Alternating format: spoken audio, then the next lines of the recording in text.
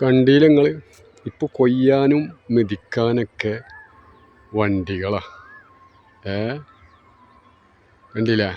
കൊയ്യാനും മെതിക്കാനൊക്കെ വണ്ടികളാണ്. ആൾക്കാരെ കിട്ടാനില്ല, അതാണ് ഒന്നാമത്തത്.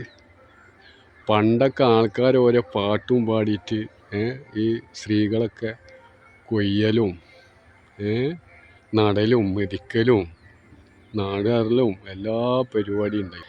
ഇപ്പം അതൊന്നും ഇല്ല. ഇപ്പം അവർക്കൊന്നും ഒഴിവില്ല.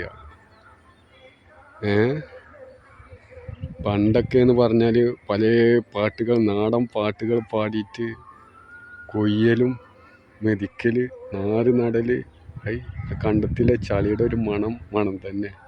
ഇപ്പം ആ മണമൊന്നും ആർക്കും പിടിക്കൂലല്ലോ. ഇപ്പം ആ മണമൊന്നും ആർക്കും പിടിക്കൂല. പണ്ടൊക്കെ എന്തായിരുന്നു?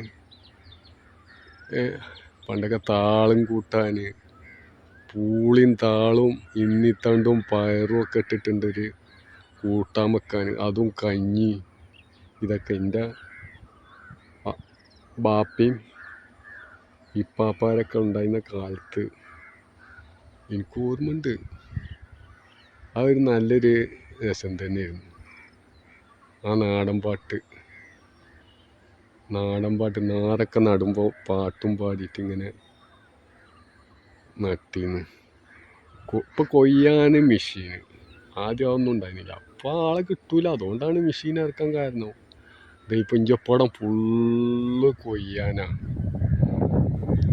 ഇപ്പം കൃഷി പണ്ടത്തെ മാതിരി ഇല്ലാനും കുറച്ച് കമ്മിയാണ്. ഇപ്പം ആളെ കിട്ടാനില്ല, അതുകൊണ്ടാണ്. ആളെ കിട്ടാനില്ല. ഇപ്പൊക്കെ ആളെ കിട്ടായിട്ട് മെഷീൻ ഇറക്കി. പിന്നെ കുറേ ബംഗാളികൾ ഉണ്ട്, മലയാളക്കാരെ കിട്ടൂല, അതുകൊണ്ടാണ്.